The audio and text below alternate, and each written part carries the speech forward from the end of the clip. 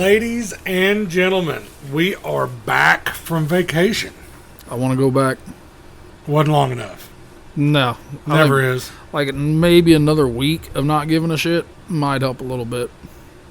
But as you guys noticed, we changed gears a little bit on the last podcast. I think we're going to hold that position. Steven did homework, and he made this an informative podcast as well. Yeah. Yeah, well, I had a few people contact me about, I don't understand some of the terminology you all are using. And I know there's a lot of derby guys out there that are going to laugh whenever, because I had one person message me and they were like, you use the word imp and suey a lot. What is that?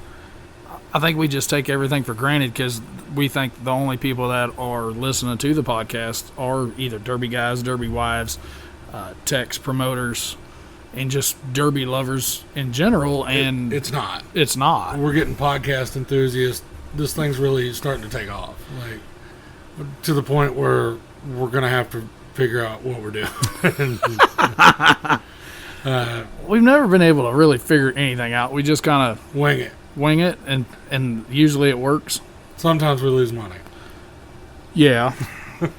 But that's beside the point. But yeah, let's dive into this thing a little bit. Let's, because we've said, they don't allow imps and sueys to run. Correct. And I think all that started kind of pre-03 era.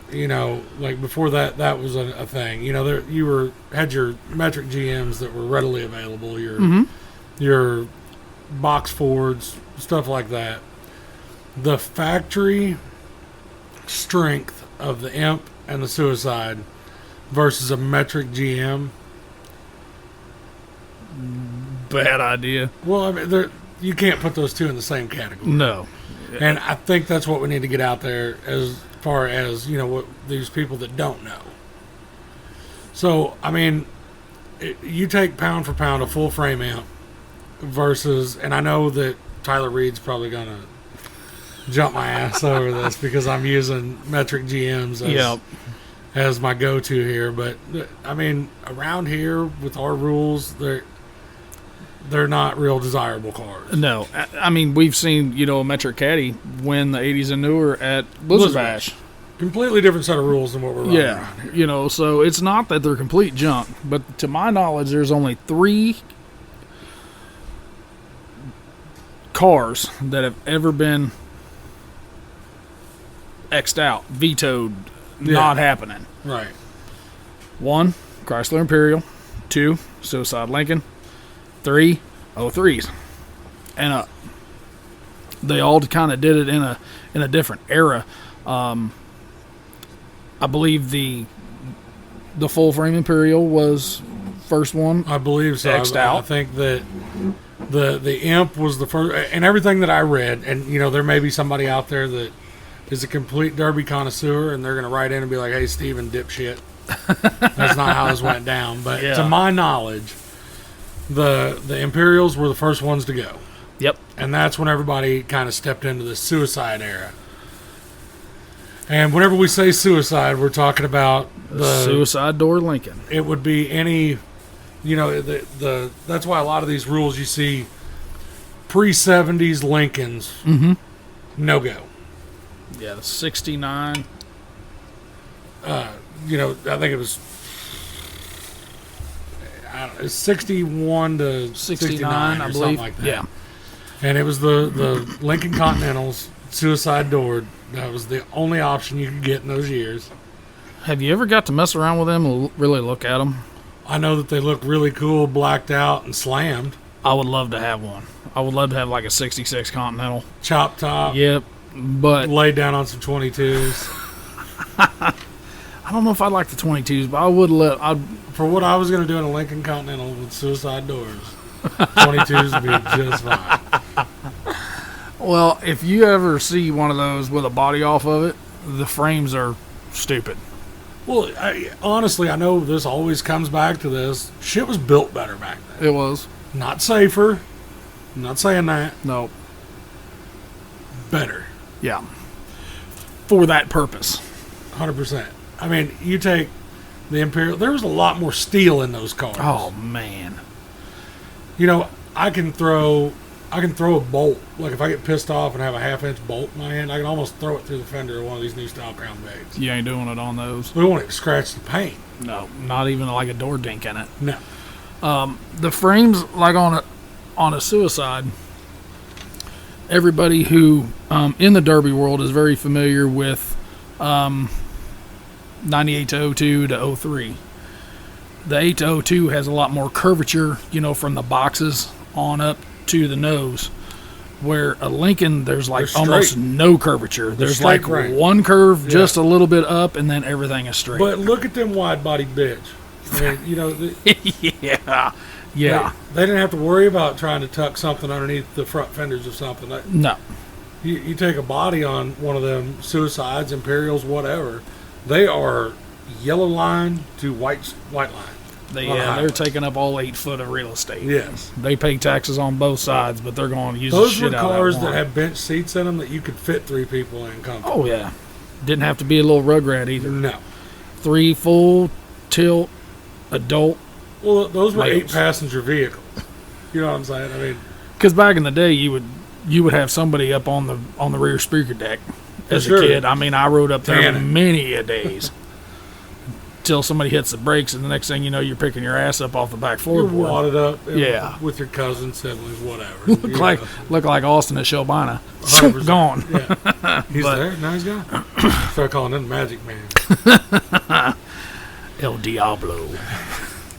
But we'll start there. Let's go with that. That stuff's coming back a little bit. Yes. The Imperials. We got to see them run at Blizzard Bash again. Yep. You're seeing them at Blizzard Bash. You're seeing them at Spring X. Shows. I know Adam Lemonager took one to a fair show somewhere in Illinois. Yep. But we're still seeing the same common issue. Suspension. Yeah, front suspension. But honestly, that kind of seems to be an ongoing trend with shit that's really hard. It's got to give somewhere. Bolts are way easier to break than frame rails. Because everybody's like, oh man, them new style Fords, the steering, it's just junk. I'm like, well, kind of. I mean, you may be onto a little bit of something there, but not really. Yeah. Like, even whenever you see, you know, like PJ out there at Blizzard Bash take that crazy ass hit where he went from one end of Topeka to the other, which is a long bitch. Yeah, and run right up the ass of a wedged car. Yep. Well, what do you expect the steering to do? I don't give a shit what you're in. Whether it be a rear steer Mopar, whatever. It doesn't matter at that point. And which we have talked about so many times is PJ has got those steering for the 03s figured out. And to my knowledge, other than like Ryan Songalewski, right, Gage, you know, Sumner, a small handful of people have figured out how to not lose steering. Jeff Robb's been doing it pretty good with the factory rack. Right. It's a whole different ball game when you're talking about a mod car where you can swap out cradles and, you know, steering boxes where you can put the 9802 box. But still, I don't give a shit what you're running. You take a goofy ass shot in a wheel, something's going to give. She gone. Yeah. Every time. And then the 03, you know, is the third car that I know of, right, that has ever been outlawed. Which you've got your Hearst, shit like limos whatever. and which I don't know if Mike Brown, he must not got that memo. Well, you remember that whole Cadillac debacle? I do.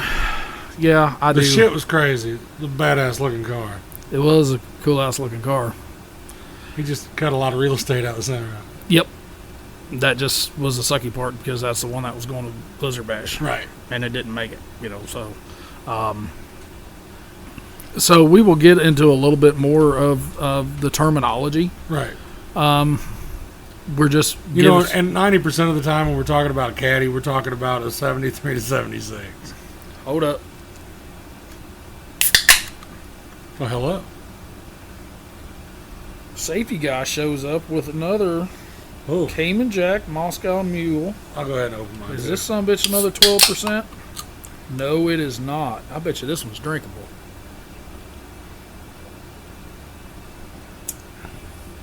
Ooh, that's good. Yep. No MD 2020 this day. Nope. I could The only still... thing that make that better is if it was in one of those copper cups. Yeah.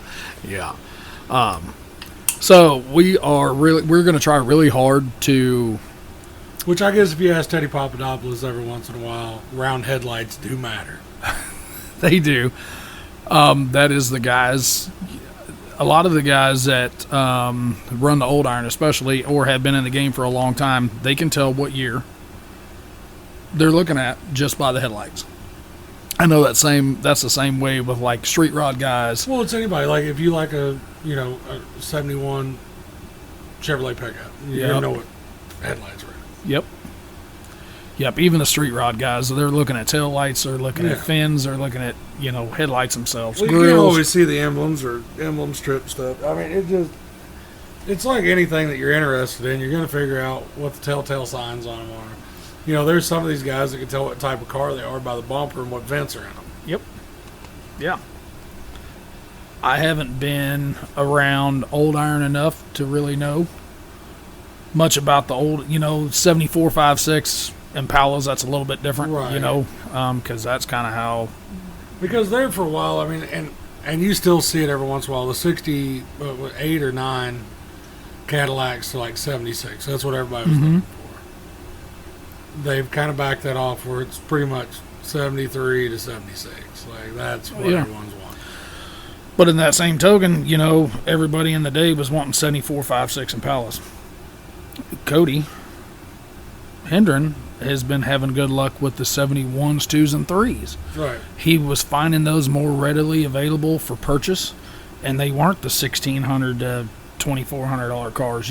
Cody was given, I'm not going to say what he was given for them, but he was given way less than that. Less than $1,600 for a car. I just saw a driver 74 four-door, I think, Friday for $7,500. But it's driver, right? From Texas, so it didn't have any rust. Well, we've talked about it. Look what these new style Fords are doing. Yep. I remember whenever they were giving those away. $250 cars all day. 98 to 02s, and if somebody would say, "I'll give you $250 for them," he's like, "How many of them you want?" Right. I've got a dozen. You want them all? Now you can't buy one that needs fixed for less than $400. Yep. And they don't have cats or aluminum wheels on. No, nothing stripped. I mean, usually got a motor in them. Transmission. Nobody wants that. Yep, nobody wants that shit. Junk ass dash. Like, yep. All shit that involves work. Yeah, of stripping. Yeah. And even in the game of gut and goes or compacts, we have talked that the W bodies used to be able to find cheap, $250, $300. Which it seems kind of like the Camrys are starting to see. Yep. Maybe that will even lessen the playing field of the purchasing on the W bodies. We know too many hard-headed. A compact guy that's hard-headed? No. And even in the gut and go game, with the minivans and everything, I'm not going to dog a guy. I saw one on Facebook. I said, well, what would you take? He said, well, I'll take the cage out of it, and I'll take the battery out of it, and I'll take the cables out of it, and I'll sell you for this. I was like, well, dude, I can buy a running van less than that. Yeah, I'd still have to strip it, and that would suck, or my boy would have to strip it. Right. Well, and we need to dive off into that gut and go build a little bit. Yeah. Because we've got a 3,000 to win show coming up here. We're paying down 7 spots. 2 weeks. August 20th, Paris, Missouri. This gut and go stuff, 3-day builds, honestly. The winner of the show last year built the car in 8 hours. Yeah. It was stripped. It was running. But 8 hours from the time they pulled it into the shop to the time they loaded it on the trailer. And then he came and won it. Right. In a sedan. Yes. Pretty sure that was a Bonerville. Yeah, something like that. It was kind of a long wheelbase, what we're kind of used to seeing, but hey, as long as it's in the parameters, we don't give a shit. correct. And our parameters, which most of the gut and go parameters are 80s and newer, any front wheel drive, no full frames, V6 or smaller. Yep. That's a pretty big ass parameter. And we even let the crossovers in as long as they're front wheel drive and considered a crossover, no SUVs. Like a Chevy Equinox, Chrysler Pacifica. Yep. I know there's some other ones out there, maybe a Ford Edge. Yeah, some stuff like that. And if you're wondering, is this a crossover? Google it. It'll tell you right there at the top. Promise you, Google will tell you. Or if it says SUV, don't call me. I think like a RAV4 or a CRV. I think they're called a UTV. Right. Instead of an SUV. But as long as it's front wheel drive, they all have less than a V6. Crossover. We're not running any. We're not running any SUVs. Yeah, not like a Tahoe. Right. Trailblazer. Which they didn't make any of that. Well, they might have made a front wheel drive Trailblazer. I don't know. Because I've run into several times. Well, this was all wheel drive. Can I pull the rear gut? No. They're made different. And I tried to explain this. Well, if I pull everything out of it, what's it matter? Well, they're not going to be pulling anymore. They're built different structurally than the front wheel drive models were. Yeah. This Cayman Jack's pretty good, dude. It really is. It really is. I wish he would have brought more than one. Don't need it. No. Well, I didn't know how many y'all really wanted after your nice vacation all weekend. Well, you got to work all weekend. Yeah. And I'm not going to lie, I had one drink all weekend. What's wrong with you? Are you feeling okay? I'm feeling okay. Moving around a lot. Yeah. Sweating it out. Yeah, it was hot. It was hot. Well, if it makes you feel any better, my AC office felt amazing. You just gonna go there, ain't he? That's okay. We were on the water most of the time, so in the water. So the gut and go, it's kind of become a craze.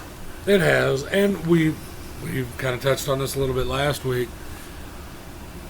Everything in this sport, just like mudding, tractor pulling, whatever, everything comes in phases. Yep. Here the last few years has been street stocks. Everybody loves the street stock. Before that, it was stock cars. Well, now we're kind of sliding into that. Everybody's wanting to run a gut and go. Mm-hmm. I mean, whenever they're almost doubling your numbers on participation and car counts, like, you got to do something for the guys. Yeah. Yeah. And we hit it on beginning of the start of this podcast. We talked when you said a 3001 gut and go. I thought you were a lunatic. Everybody did, and everybody told me I was completely insane. Why would you do that? Well, you are. Our texts are still saying it. Yeah, and that's why I took 100% ownership. Yeah, of the gut and go tag, because I'll deal with the mess. Yeah. Yeah, those guys, a lot of them are just out there to have fun. They either they want to try it, just like the lady in Columbia. She wanted to try it. She loved it. And then there's guys who run every weekend. Full blown, catch every show possible. Mm-hmm. Dedicated summer. That's what their summer's all. Yep. You have Dylan Patrick on Snapchat too, and you've got him on Facebook. The dude's somewhere all the time. I think he ran 2 or 3 derbies this week. Yeah. But cashing checks. He was pulling motors out. Doing a motor swap, I think it was either Thursday night or Friday night. His neighbor loved that. Oh, Gina's the shit right now, dude. I guarantee it. There's going to finally be a hashtag. Oh, I think, that's cool enough that he's got a neighbor that he actually can make swag off of. Oh, yeah. But there's so many of those guys that are full tilt in the Derbian. That's what they want to do. They want to do the gut and goes. They want to do the short builds. They don't want to have a ton of money in it. Whenever you're getting so close to big show season, end of the year, everybody's ready for Blizzard Bash, and now Sam's throwing shows out here. You got Peoria coming up, at the beginning of the year. Like, everybody's ready. Okay, I've got to have my good, solid setup ready in these hard-ass cars that I'm going to have to build on all winter. Yep. Or, leading up to November. But I still want a Derby. Like, I'm not done. I know there's a lot out there. Well, you know what? I got this old piece of shit minivan sitting out back. Let's kick the windows out of that bitch this week. Throw a badass little 3-point cage in it. Move the battery. Weld a decent bumper on the front of it. Throw my wheels that I've already got laying around. Right on front of this bitch. And I'm done. And all right, we'll load it on the trailer. Yes. That it just makes it gives the guy who is going to spend all summer building their winter stuff, such as, we've talked to him. We talked to him on the show. We personally talked to him, like Tyler Pickens. Yeah. He ran last night at California, and that bitch is toast now. Well, the Woods boys. The Woods, so they're going to, if they need that fix, they need that hit, they're going to do it in a gut and go while they're building, for their Blizzard Bash type of stuff this fall. Usually once they're in, they're always in to a certain extent. And that's their drug. A lot of these guys, they are running so deep with buddies. 2, 3, 4, 5, 6 guys that they run with all the time. Well, and I haven't really told anybody because I've had a bunch of people contact me on, hey, how many people signed up for this? How many people signed up for this? And I try to kind of keep it a half-ass secret. Well, I'm getting them, they're not signing up one at a time. They're signing up in grooves. Yeah. Yep. Yeah. But that doesn't guarantee them to run with... No, it doesn't. Because I might get crazy and go alphabetical order by last name. And just 1, 2, 1, 2, 1, 2, all the way down through there. Yep. Or I might go wherever you signed up at, boop, boop. Mm-hmm. Yeah, alternate them. Yep, we've done that before. We've drawn numbers before. We've drawn chips. Let a blind squirrel pick them. Yep. A lot of these guys, they're going to be... You don't get to see the team driving and go. You're going to have a couple buddies together. Yep. But you're not going to have a group. Oh, hell yeah. And they will try. Oh, yeah. But there's always that 16-year-old kid that his grandma gave him, the old Grand Am. And it's got the factory bumper on it. And he's just trying to make 3 good hits out there. But so it's that he wide can go open. Back with his buddies, his 3 buddies that come with him. And be like, did you all see that shit? Did y'all see how hard I hit that guy? Yep. And that guy was the dude that runs Mod Compacts out at Blizzard Bash. And this little 16-year-old punk just knocked the front wheels off his car. Yeah. Yeah. So it's really a roll of the dice on it. But if we're paying down 7 spots, you're going to work for it. 100%. But your odds are better. Oh, yeah. Because I think what we have show up last year, 58 cars, 60 cars. 64 cars. Yeah. Is what we had show up. Well, I mean, that's a lot of decent gut odds, though. That's a lot of gut and goes in one spot. It is. But we were able to run 2 heats. And people are asking me, why did you guys move it to August? So let's explain this. Last August, we had a really good show. I think 75 cars, roughly, in August. Yeah. For all our classes. No. We had 90. 90? Yeah. 90 cars. So we had 90 last August, and then we had 170 at Halloween Havoc. Which the 90 last year, we won't have that this year. No, we know that. But here's the deal. 170 cars in the middle of October. You're starting tech early anyways. You're trying to get all these cars through here. 170 cars. People don't do that in 2 days. We put so much pressure on our techs all the way across the board. So what I didn't leave the fairgrounds here until 4 in the morning. Yep. And that was after a time change. We fell back an hour. Yep. Yeah. So what our thought process is with this is we'd rather have 2 shows Of that 100 car range? Yes, and not one of 170. Taking that chance of it being 45 degrees that night. Moms and girlfriends say and we kids get- are freezing their ass off in the stands. Say we get 50 of these gut and goes to come the 20th. We pull in our normal 30, 30, 35, 40, whatever. Mm-hmm. You've got a 90 car show. We can do that in 4 hours. I can make that happen. Yeah. 170, I can't do it. No, they were still taking cars, and we were already running heats. I was pulling my buddies that I trusted out of Tech Line that were just standing around there bullshitting. I'm like, Greg Neal, you, Dudley, Reno, grab a headset. Yep.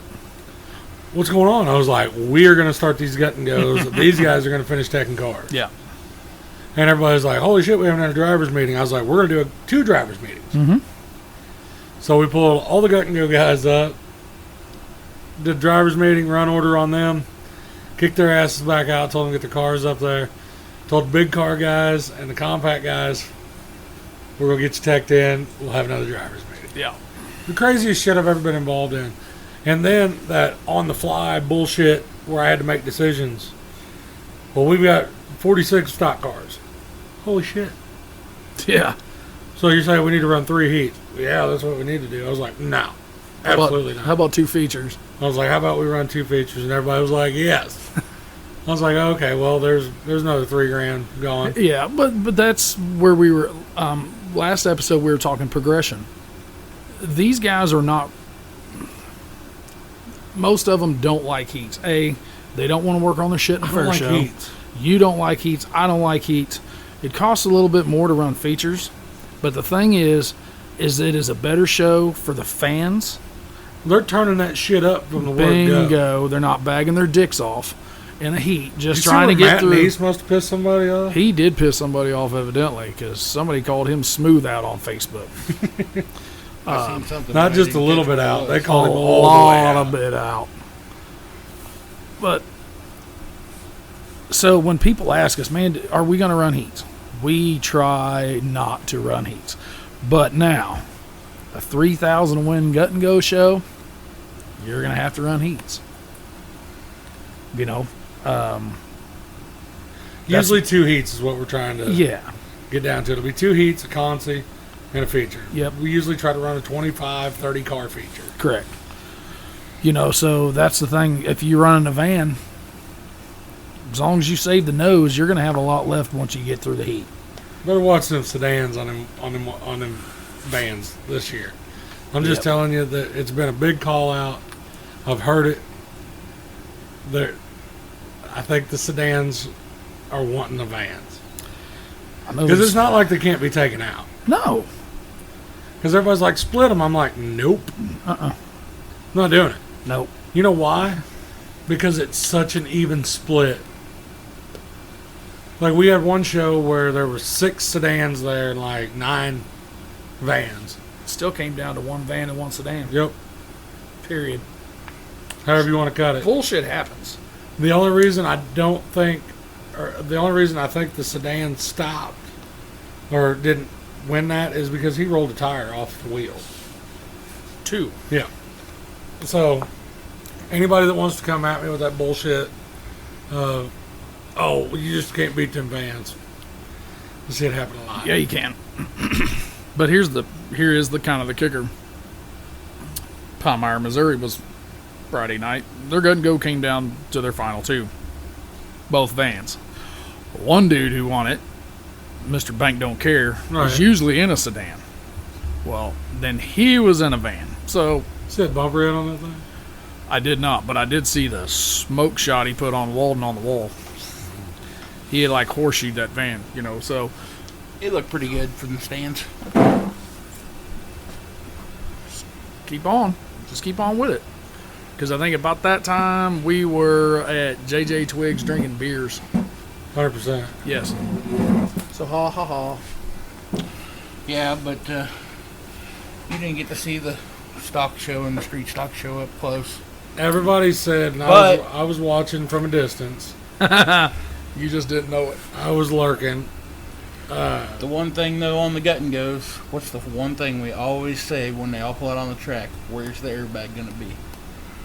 Heat starts, car goes to the north end, smokes one of our little concrete blocks, van smokes him, and pow! Airbag goes flying, and everybody was trying to figure out what this piece of plastic was. Okay, we're going to go ahead and squash this right now. Guys, if you are building a gut and go to come to Paris, Any show. there is called an airbag control module. Okay? It's an ACM. It's usually Google it. under the center console, below the radio. All you have to do is unplug that. If you unplug that, there's over. no electronic anything Detonation. going Yeah. to the airbag. Period. Everybody's like, well, you got to pull that airbag. No, you don't. All you have to do is show me that you've unplugged that control module, and they're not going to go off. So, if you don't have the time or you don't have the tools to pull in a dash bag or a knee bag or a steering wheel bag, unplug it. That's all you got to do. Just unplug it. So, we'll get that out of the way. And this segment of Hard Nosed Derby Podcast was brought to you by Derek's Tool Talk. Why you got to talk about my tool? I'm not going there. I'm So- not doing it. We've hit off on the 3 cars that were kind of. 2 of them, why?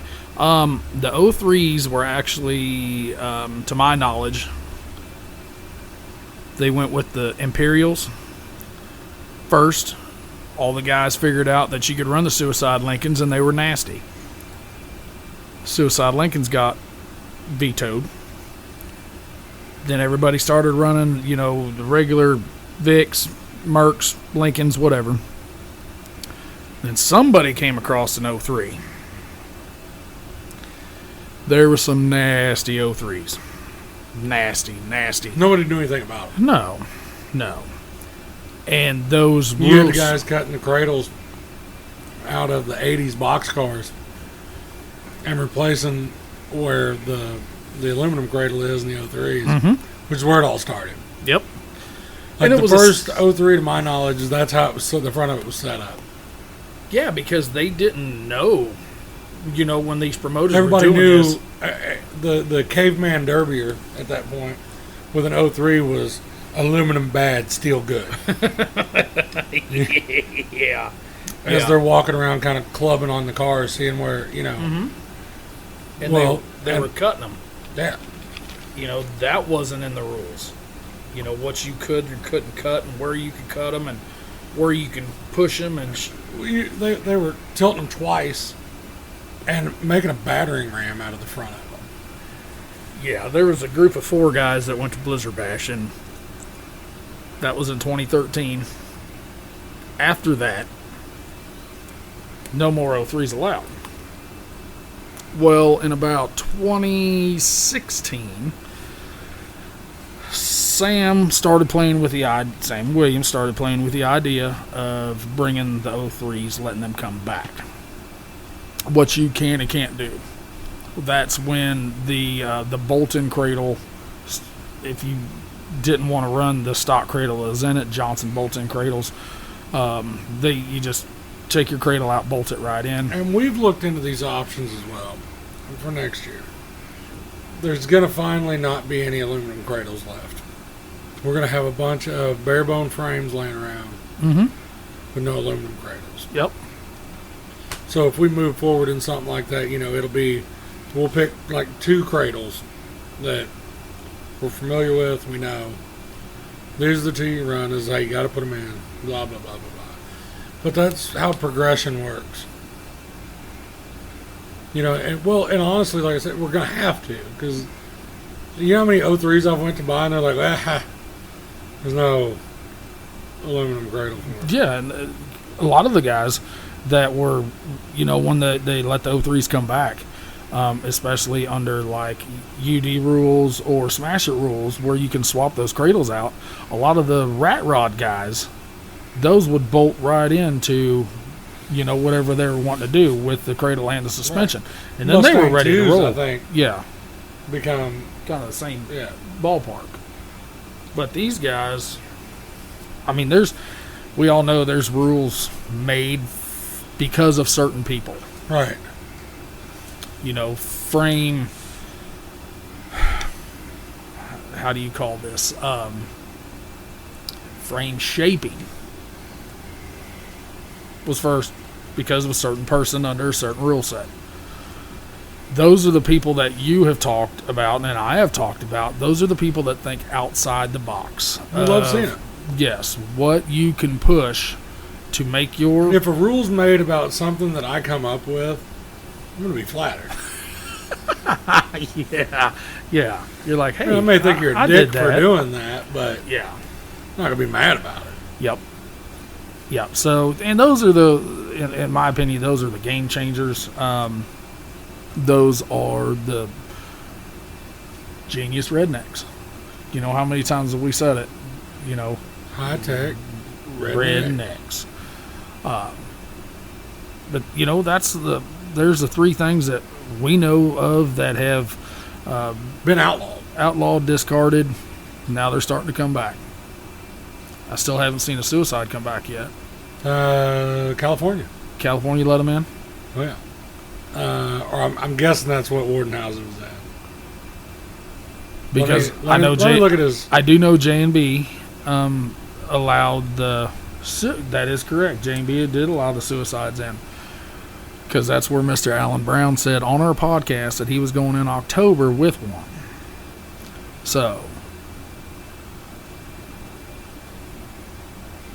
So do we want to get off of the homework? Informational part of this? Yes. Yeah, I'm good with it. Okay. Well, most everybody knows we were on vacation.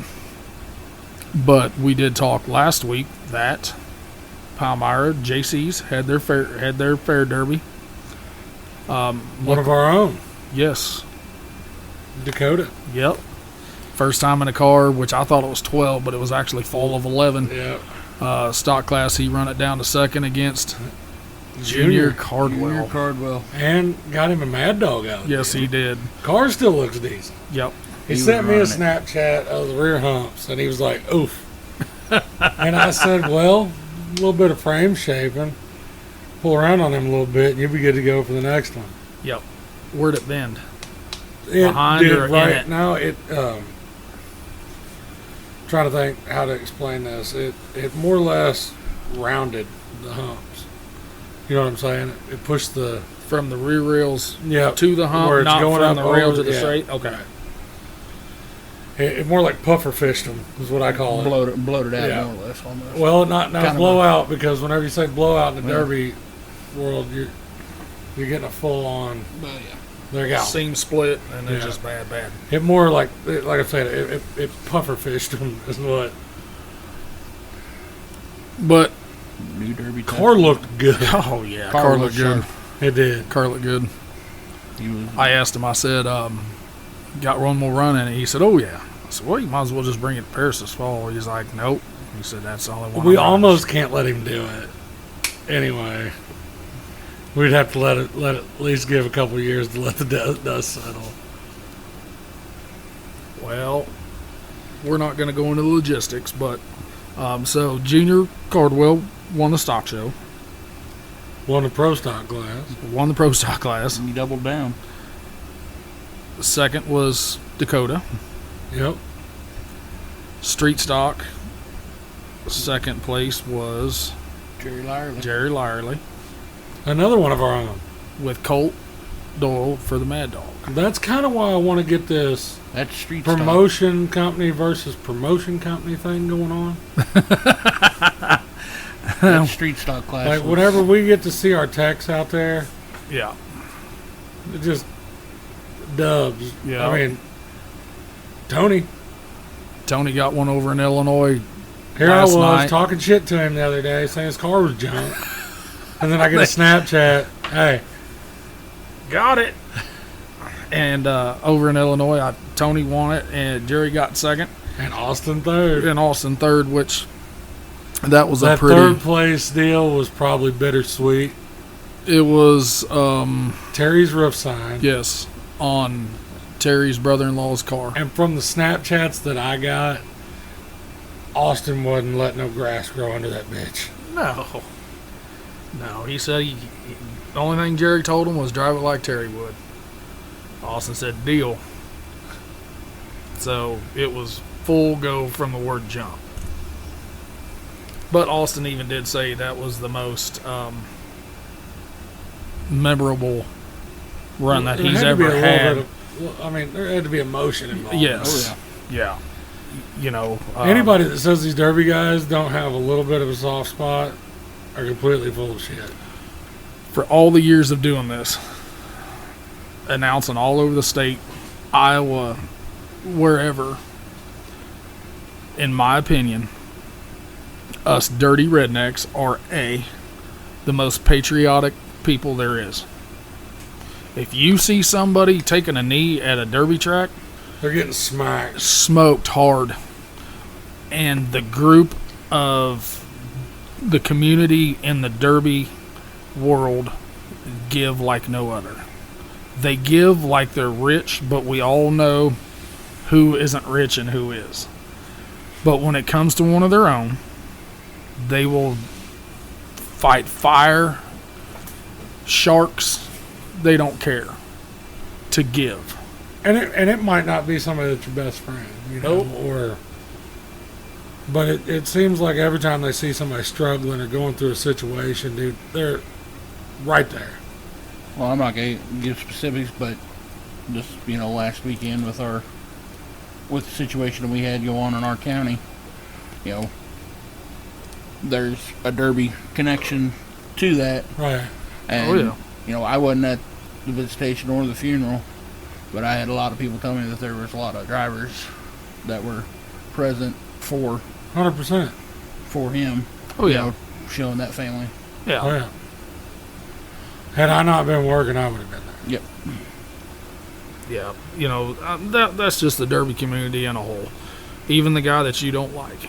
You might not have a good word to say about him, but I'll tell you what. Kind of like Derek and I's relationship. Yeah.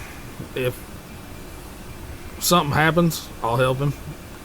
If it don't, he's going to tell me I'm a dumbass. And that's how it is. What if something happens to me? We're not going to get into specifics on that. Make sure it's on a lower level. Okay. Yeah, don't step all the way on the penis. How's that? Okay. Deal. Okay. So the Derby community is great. They'll help you.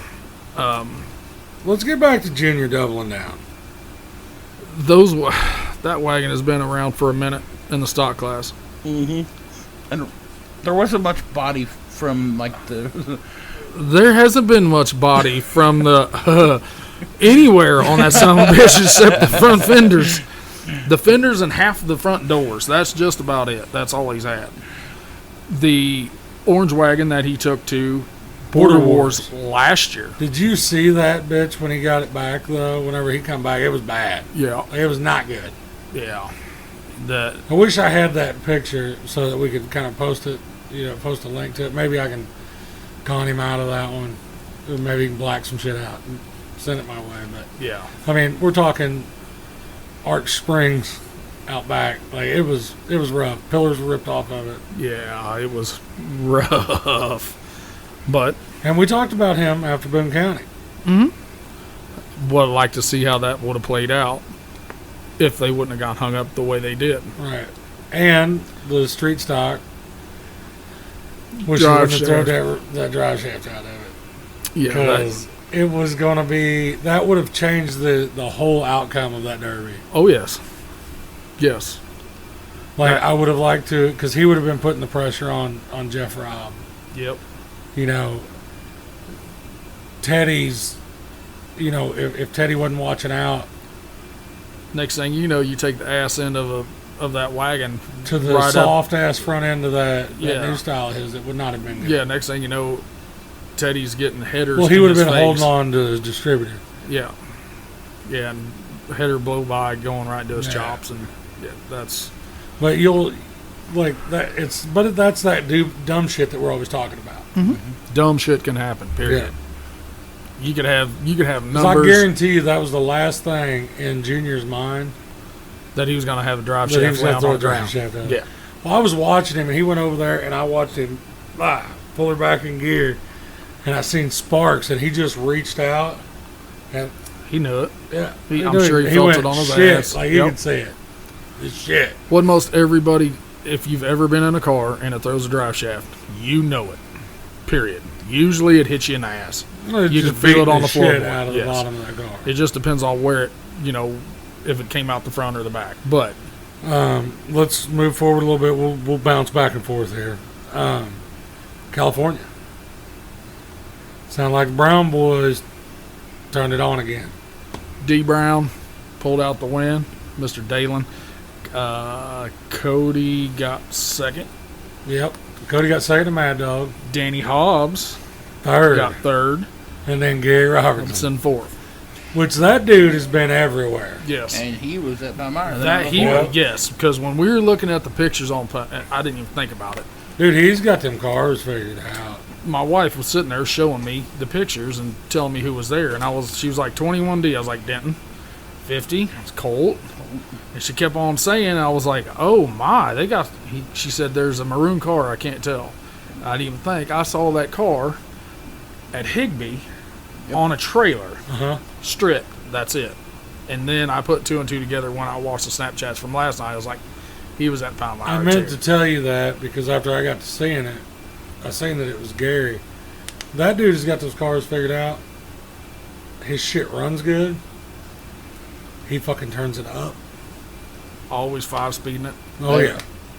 That's 3-pedal life right there at its finest. Yep. Talking 5 speeds, after the street stock at Palmyra, they were going back out in the pits, people getting loaded.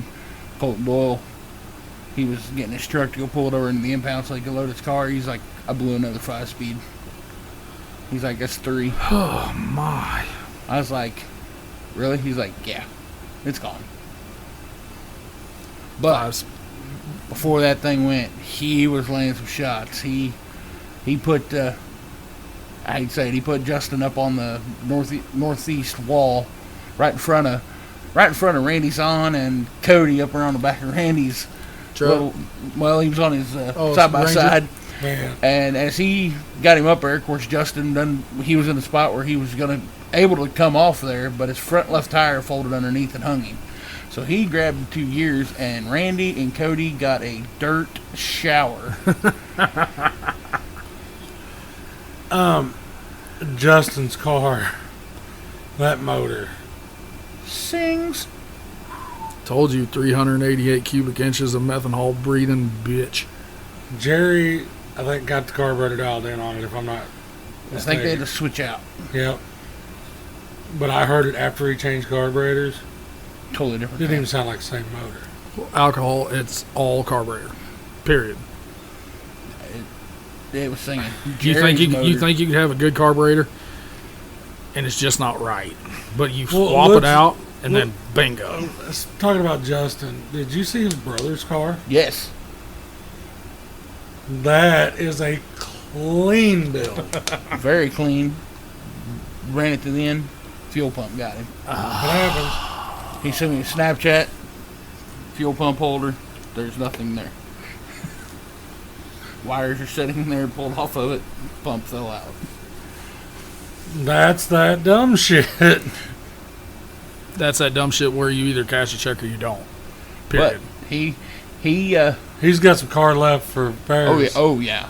Yeah. We'll see that car this year. Yeah, I think Justin was even saying if he got through Palmyra, he was going to bring it to Paris. So Well, Justin better not bring shit. no, he's got to work. Yeah. He better bring I was his thinking- thinking cap. I was thinking Justin was saying his brother was Oh, going yeah. to bring one. Yeah, so. Yeah, it was But boys, we had another one. Stanton 2-man team show was Dude. this weekend. Corey Ludington. C. Ludd with another fat check. Dub, baby. Yes. Which Him he and- had some good help. Who was his Yes. partner? Jared. Jared Rolfe. Dude I've met him. that dude is so stand up. Yep. I've Like never he's met him. almost too nice to be a derbier. Yeah. Because I first got to kick it with those dudes out at Blizzard Bash, whatever. They all teamed up. Mm-hmm. Team SMS. Holy shit. Like, just stand up dudes. Well, they were first Mo Mafia. Yeah. Is what they were. Well, or did they go SMS that first Mo year? Mafia first. Because it was Leroy, Junior, Jeff Rash, and Corey Yep. the first year. Because I was supposed to run and I flaked on. That was the Mo Mafia. And then the next year was when he picked up Jared and Justin. Wasn't it Justin Hill? No. No, it wasn't Justin yet. It wasn't Vic yet. I lost it, and that's going to make me mad. But it was... That's going to drive me crazy. We'll come back to that. I'm going to look that up because that's going to drive me nuts. But it was the dudes that run with him out there at Bash that did run with him. And they lit it up, man. I was watching it via Snapchat. Mm-hmm. Doesn't look like Corey has much of a Cadillac left. He did when I was watching it. Was that Friday night when I just got a Snapchat with a hammer emoji? Yeah. He was. Yeah. It looked like they had 3 or 4 teams out there at once, maybe, and it was just oof. Let me find this picture. Let me see if I can come up with this. You know, so that's awesome when you get some local guys that go up and we've had people ask, man, well, Corey hadn't been to any of your all shows for the last few shows. I was like, dudes, He's busy. he's busy. He had the Honorable Team show with Jarek Eddy, and then I knew he had the Stanton 2-man team show. Talk to me about that. Ooh. She's laying on the ground.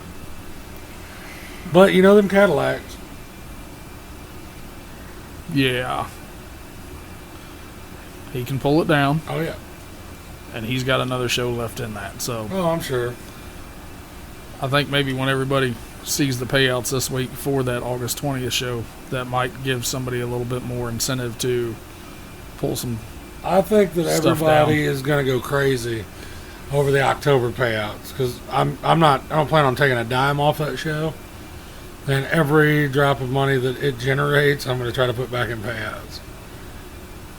So if y'all hearing this October show, everybody better show up. That's going to be a cleanup show with some stupid payouts.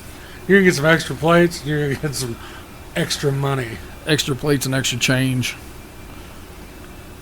But like I said, great to see guys from around here going that far out, bringing Cashing home checks. fat checks, fat trophies.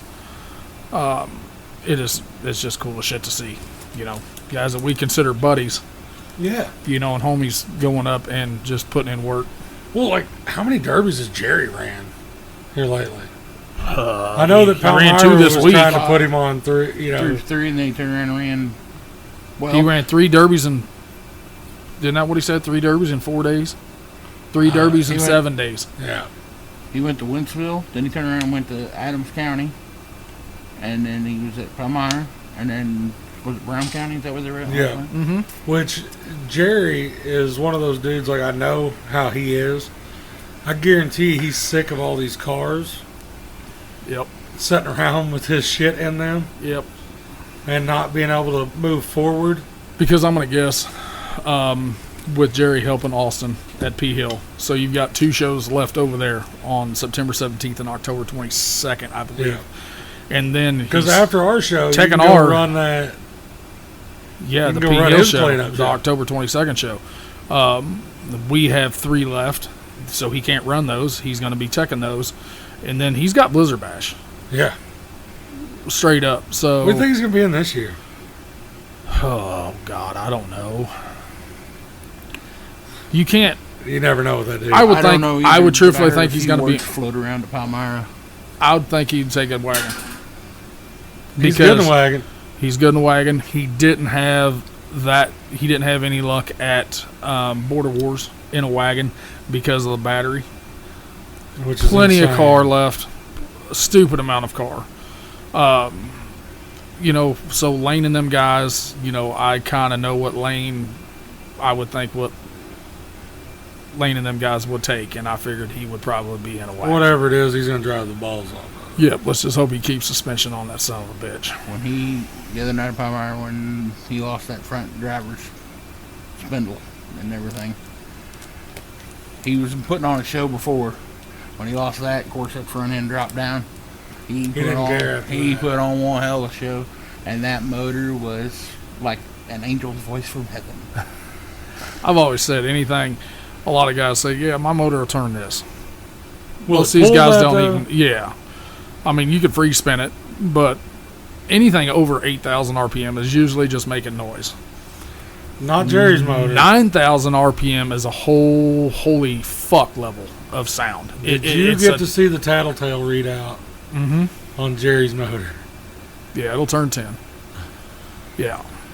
So 9,000 is a whole different level of just pitch and sound, and then it just almost goes deaf. It's so high you really can't even hear Kind of it. like a dog whistle. Well, Yes. 10,000 to me is that jet takeoff. You know, I start looking for cars to take flight around that 10,000 RPM. Or rods to take flight, Right. or cranks to take flight. Just saying, whoever his machinist is good. Mm-hmm. Me and Austin's personally talked about what's in that motor. That is where my circle track background. I know what's good in a rotator assembly. He's got a lot of money in that motor, but not like Not as much as you would think. Not much percent. I mean, he put the money where it needed to go. oh yeah, Correct. crank, rods, heads. Pistons don't make two shits, but that crank and rods, yeah, it's got a lot in it. Yeah. I mean, you go even. Which honestly, like that 10,000 RPM range, you're getting up there needing dart blocks and shit. Oh yeah, it's got one. It's It's got one. a beautiful piece of art. It's in history of demo derbies. It should be sitting in the Smithsonian. It's been a lot. years. It's been several years since I've priced out cranks, but I'm gonna say the crank on that's probably $3,500 just for the crank, and it's a Bryant crank, and I mean it's ultra light. I think it's like 33 or 34 Well, pounds. you're not going to put a. You're not putting a Scat 4340 No, in no, that no. to do that because it won't handle it. It'll come out the bottom of it. It'll come out probably every orifice it's got in it. But we were talking just a little bit ago. Somebody doubled down this week. Mr. Junior Cardwell. Yeah. Let's just stop right there. Let's make a phone call. Ladies and gentlemen, Mr. Double Down. double down, Mr. 22, Mr. Junior Cardwell. Junior, Or one. Or one. Junior, what's happening, dude? Oh, not a lot. Living my best life. He's living his best life. Recently married. Yeah. Recently Oh married. yeah. Oh yeah. He was on yeah. the other side of things this time. Yeah, that ain't no kidding. Oh, I love it. It's awesome. Well, give it a few years, bro. Oh, I've heard that. But Nah, don't let him I'm talk gonna that say- shit. Yeah. He's going to have us I'm all gonna in stay on the trouble. good side of it right now. She's good to me. She puts up with me, so that's worth a lot right there. Well, hey, that's the plus. She knew what she was getting into when she started. When you guys started the relationship. So, she knows you're a derby guy.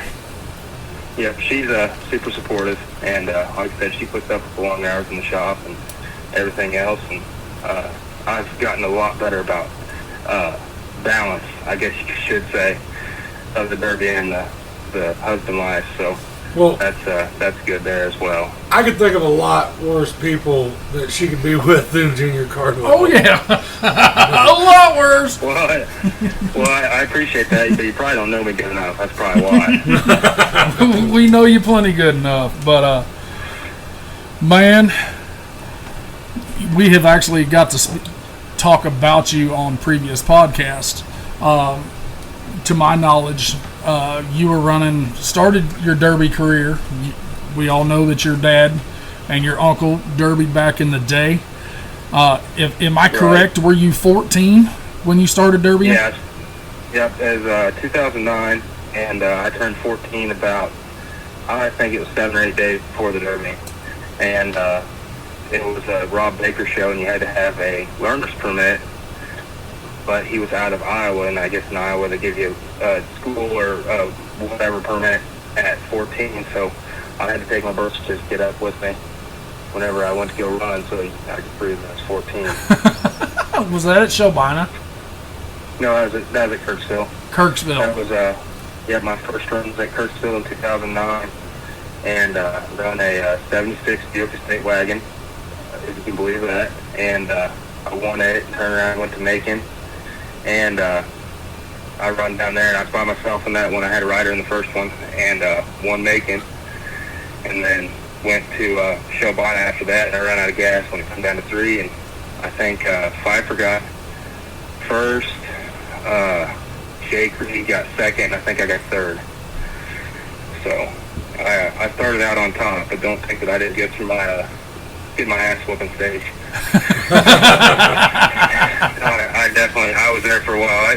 The second run I was at, which was Macon, run against Rob for the first time, and Rob he bulldogged me pretty good. He kept pushing me out the gate sideways and stuff, and just kind of crazy how the thing comes around. We're as good of friends as we are now. It's just awesome, dude. And we laughed about that quite a bit still. You know, him pushing me around and stuff. I think he got fourth that night, and it was pretty cool deal. Well, you are you started this game at an early age. You've been in it really all your life. With your dad, your uncle, and everybody running. Yeah, I'd say probably the first thing I seen was the car. It's probably been the last thing so far still. Yeah. Well, man, we know you have been in so many cars. What is your favorite? Man, everybody's probably going to think wagons, and they're great. I've been telling everybody this year, I'd probably just about as soon be in the new style as anything, and I've got a few new styles, and I've got a few big GMs. I've got a few Impalas and stuff, but I don't know. Wagons are good. Obviously they're good at taking suspension out. I've been known to do that a time or two, and I don't know if I really would have a favorite. Mostly just look at the show and what kind of show it is and the rules and what they're conducive to, and go from there. But I'd run just about anything. I don't like a square body. I cannot stand a square body Ford. But about anything Bubble Merc or Big GM, I'm in. Well, the wagon that you've been running this summer that I've seen a few times has got like 147 runs on it. It's probably deleted 196 wheels. Yeah, I don't know how many it would be, but it's up there. It's broke its fair share of tie rods and drag links, trailing arms, and spindles. It's taken out quite a bit of suspension. It's finally done after Friday night. Ended up having 12 runs on it, and brought home right around I think $7,500 with it, so that's not too bad. That ought to pay for the car. Yeah, so I bought it from Corey, and I think I paid $700 for it, and I think it was about 14% rust free when I bought it. And I got a hold of Zach O'Neill, which me and Zach's great buddies. Everybody knows that, and I kind of told him what my plan was, and he gave me a funny look, and he got started patching rust, and Zach's the reason that car was what it was. I mean, he done a phenomenal job patching the rust up on it and everything. And he's been a big part of the car the whole time I've had it. I built it in 19, I think. And it was right after me and my wife now started dating. I told her I was going to go buy her a Christmas present and stopped and bought a rusty wagon, so I don't think she was real impressed with that. I think yesterday whenever I told her what it brought home Friday night, I think she was okay with it finally. But it's been around. I think we're going to have to dig a pretty big hole and just bury it instead of scrap it, Well, I do know, I know I talked to Zach in that process of rust repair, and he wouldn't tell me the actual man hours that he had in that thing for rust repair. He was talking into weeks. Yeah, months. I think Zach had it for 3 or 4 months. And obviously he didn't work on this, every day, all day. But he definitely had his fair share. I had to cut a floor pan out of the wagon I just run the year before. and we put the 4-pin in from the front body mount bolts all the way back to the back body mount bolts, and then he patched the rest of it. We flipped it upside down, patched the rockers and stuff. I mean, it was a long process of rust repair. He patched the doors, everything, and it was one. Whenever I got it back, it was holding water. So he done a phenomenal job on it. We've talked about Zach several times on here. That dude is a fabricator. Like, he's the true definition of a builder. Yeah, if you can get Zach behind it and get him, you know, pushing the wagon, I mean, you can do some serious stuff. That guy, he's unreal. First time I ever saw Zach welding, I walked into CJ's shop and I saw some dude with a welding mask on, and he was smoking a cigarette. I was like, what the hell? And I couldn't tell who it was, and he flipped his mask up while he was still welding. Well, he was welding in wheel centers while he was smoking a cigarette, leaning up against the car on one leg as he was welding. Yep. And he flipped his mask up. I was like, oh, duh, you do this for a living. Yep, he's good. And you won't find another guy that, you know, he'll take the shirt off his back to help anybody. He's just an awesome dude. Oh, yeah. Dude, Zach, we love Zach. That dude, you don't find much more stand-up of a guy than Zach O'Neill. No, he's an awesome dude. So everybody that knows Zach knows he's an awesome dude. Let's switch gears here a little bit. I know you run a lot of single stuff, but man, we've seen you 2-man, 4-man, team show stuff. Like, what's your thoughts on team stuff versus the single stuff? Man, they're a lot of work. Team shows are a lot of work, just because every time, you know, you're not going for yourself as much as you are everybody else, and it's tough. I like running team shows, but stuff like Bash, you know, the big stuff, it's so hard. And it's kind of nice. Just, I told everybody that I was wanting to run local this year, and that's kind of what I've done, and it's been awesome. You know, it's just I haven't hardly worked hard at it. July was a crazy month for me. I was putting that orange wagon together, which had come back from Stanton, and anybody that's after Stanton, I think, would really appreciate it now. But I had an awesome crew of guys that come up and help me with it. You know, otherwise it would have never been done. Matt Gill come up and welded on it one night, and Sidney Weir. Zach come up and he welded frame horns on my black wagon. To go to Columbia, I run it the weekend before and blew the frame horns off of it, and he welded the frame horns on him and Dad the Sunday after Cahokia the next day.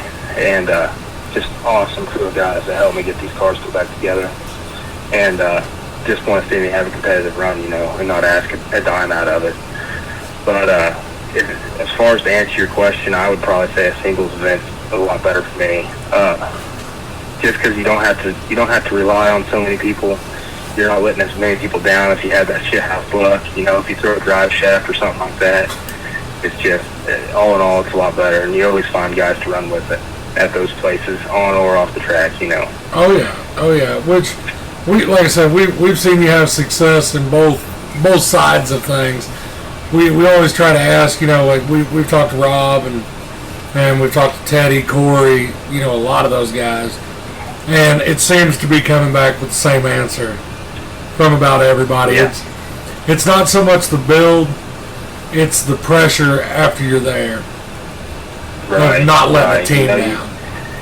You got to look at the whole aspect of it. And anybody can go out and build a car and run it in a singles event, and if something happens, they're distraught. But, you know, it's not the end of the world, because it's not like they let anybody down. But you do that in a team show. And I've been the guy that's let people down in a team show. Me and Rob went out to Platte one year, and I had a POS of a Ford, and if I would have had a good car, me and Rob probably would have walked the dog, and I ended up flopping around and getting us down to third.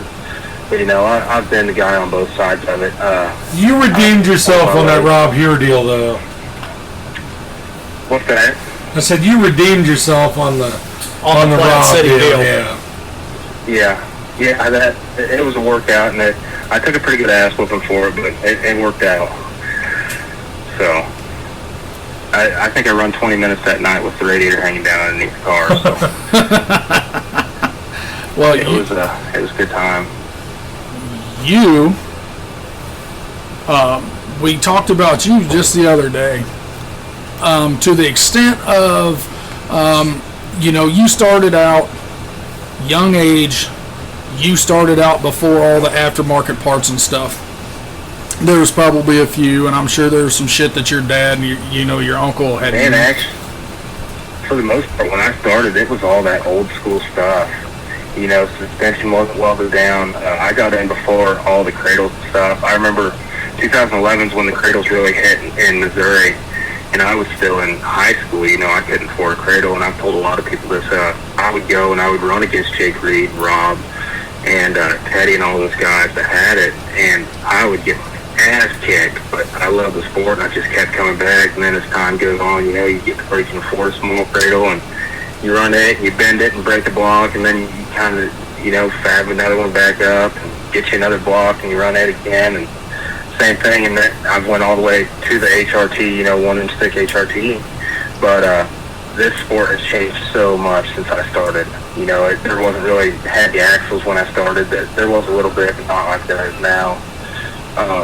For the most part, it was 9-inch Ford with 31 splines and 715s on the back, no suspension welded down. It was that old school stuff that everybody remembers seeing whenever they're kids. Well, you were talking about taking those ass kickings. Well, seems like now you're giving quite a few of them. Oh, fuck, I wouldn't say that. I've been fortunate enough to have some good runs here in July. I've had some good people to run with. But I know I'm just one derby away from an ass whooping all the time. And I showed up expecting to get one. I thought I was going to get a pretty good one Friday night, and just lucked out and cards fell my way. But if you run long enough, you're going to get another one. You don't know how bad I wanted you and Trey to get unhooked at Boone County. Oh, I was cooked. He shoved my radiator back in my fan. The car wouldn't turn over. I was cooked. And then I was also a little disappointed when I seen the drive shaft come apart in that wagon. Yeah, that would have been a fun class. Teddy would have been hard to get. Jeff Robb had an awesome car. Alex was out there his first run. Yeah, but Zach was doing work. Oh, yeah. And it's, with me and Zach, I would like to thought that would have went the other way. Obviously, you got to play it out for it to do that right. But as many derbies as there's been, there's always an upset. And it could have been an upset that night just the same. All it takes is a drive shaft coming out or something like that, and the car's turned. So I was looking at you whenever that happened, and you didn't even stutter. You just reached out and broke your stick up. Well, I'd just thrown one in the driveway probably a week before that, and it was definitely in my mind. I definitely knew what it felt like, and I knew exactly what it was when it happened. So it's just part of it, You can do all the preparation you can, but you got to have a little bit of luck on your side. And I think I had a bent flange on the drive shaft. I think that's what we dialed it down to, but I damn sure drove it. Well, we talked about this before. I went with Tommy Stark down to Hot Springs, and he broke 3 of the, where the tail housing bolts onto the transmission. Yep. He broke 3 of them, within the time of loading his car. We unloaded it, put a new one on it, got it down to Hot Springs. He was headed up to the tech line and did it again. And finally, we figured out that there was a slight bend in that slider, and that's what was doing it. Yeah. But the first 2, we were just chalking up dumb luck. Yeah, and that's the worst part. So the first one I threw was in the driveway, and I was backing down the driveway, and I tagged it, and it shut the engine off. I mean, it killed everything. And that slid her into the pond here and everything. And when we took it apart, we never did really find anything that was wrong, which is always scary. You always want to find an issue when you're to that point. And we didn't find anything wrong, and we kind of knew it was probable that it was going to happen again. I run that Friday night at Lewistown, and everything went great. Me and Zach had a hell of a battle. And I kind of figured we was past it, and then go down there, and it happened, and it's just kind of, well, shit, that could have been one more, but well, what do you do, Speaking of that Boone County, it came down to, in the stock class, it came down to, you and Trey and Rob and Denny Weaver. You and Trey were pretty quick to go do the dance on one side while Denny and Rob did the other side. How, you guys being so close of buddies, how do you guys work that out? Which I know, we all know if it's coming down to you three, then it's still game on. But that's where Steven and I were really talking that we was hoping you guys didn't get stuck like that, so we could have seen how that would have played out. I was going to give Trey a bubble to what was going to happen. No, the writing on the wall was there. I was going to give him a pretty good bubble in there.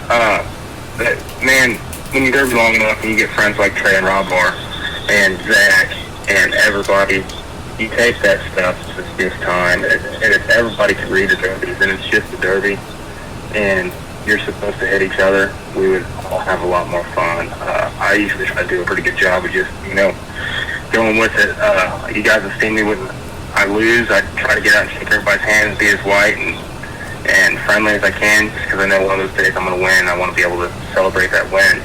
But everybody needs to be able to derby and have that, that feeling that it's just a derby and that stuff happens. And Rob and Trey, man, we've duked it out I don't know how many times.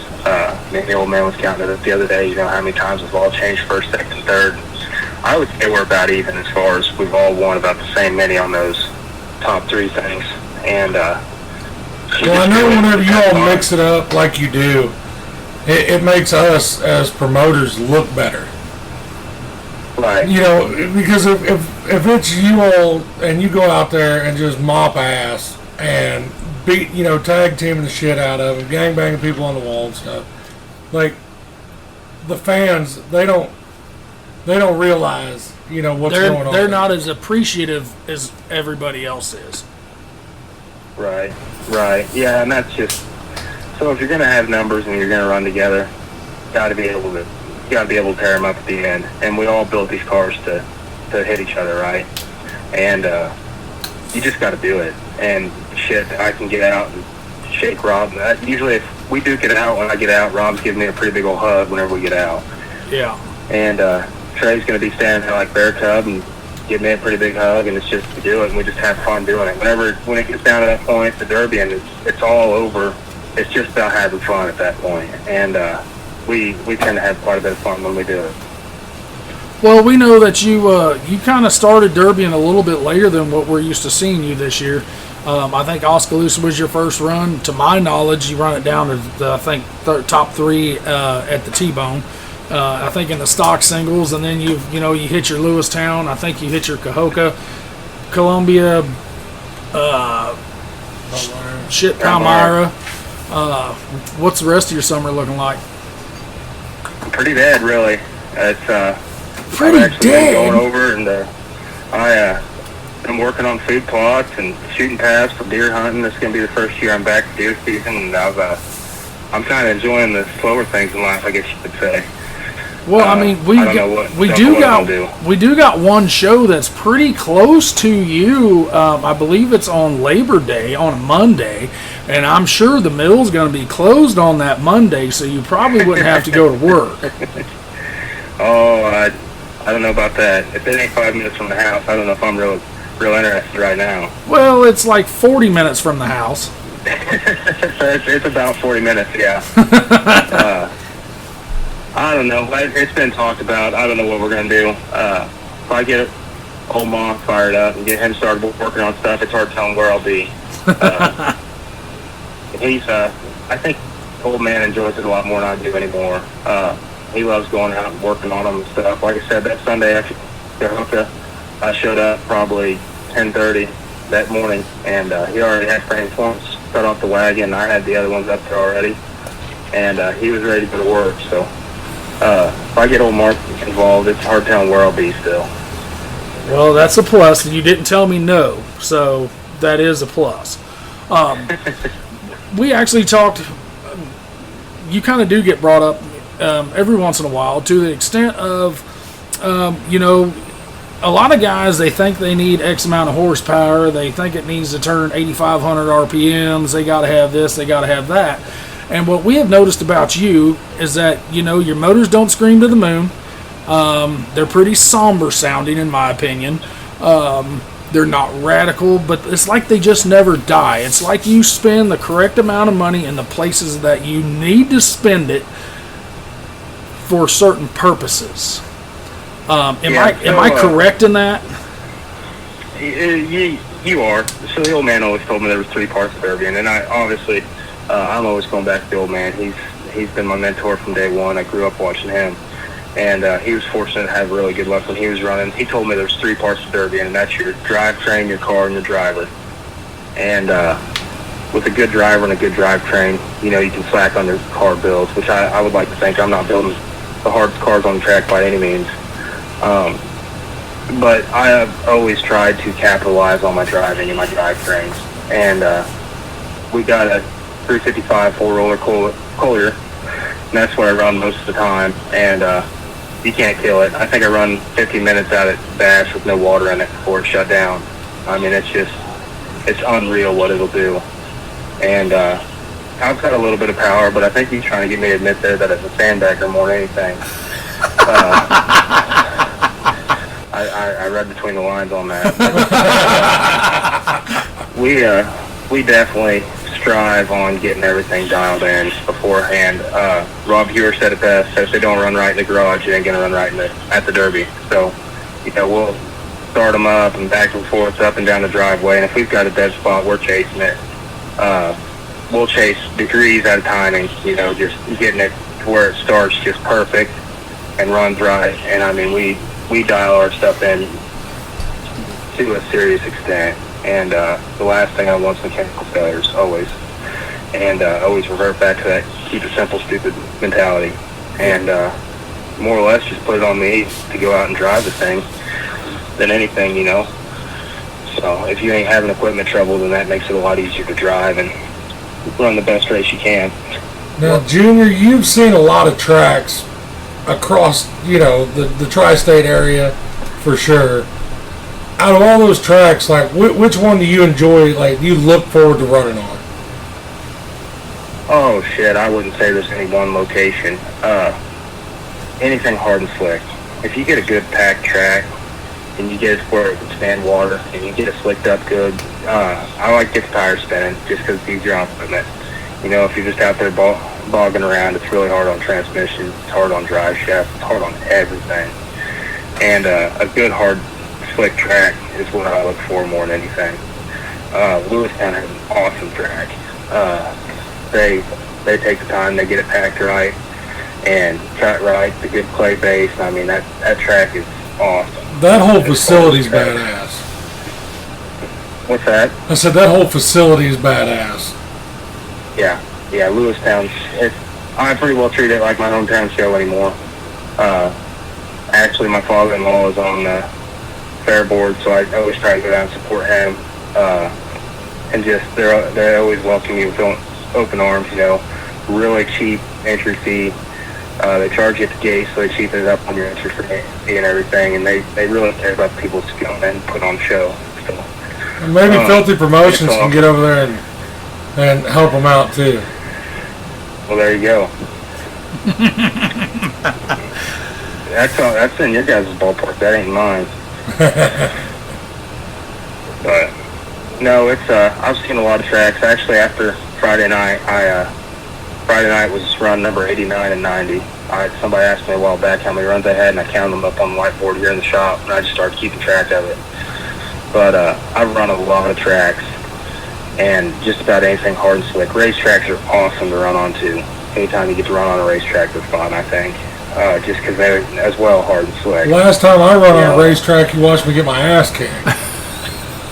I took one too. Don't look at me like I didn't take one.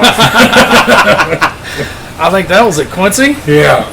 I didn't do near enough welding before we went there. Yeah, that was a Quincy thing. Oof. You need to chill up pretty heavy if you're going to Quincy. But no, it's an awesome sport. I go around all the time thinking to myself what I can do to get more people involved. I've been helping this crap load of people this summer, and I'm actually enjoying helping people a lot more than I am running. It's almost like you get to build 2 cars, and I'm trying to get some more people involved and get people up to that right level. Mason Larson, another good friend of mine, he told me one time he built everything like it was his own just because he'd way rather beat somebody with his driving and would short the build. And that kind of pretty close to home. So since then, I really started trying to strive to help people in the sport and get them up to speed. Just because, let's just face it, there is some secrets in the Derby. And if you get people that's not building pristine cars, they're not going to enjoy it the same as people that's building dominant cars and just waxing that. So everybody needs to be at that level. It puts on a better show. There's some awesome cars coming out of Northeast Missouri now. Run against Cody Hendricks Friday night. That guy's got his shit figured out. He's having some awesome runs.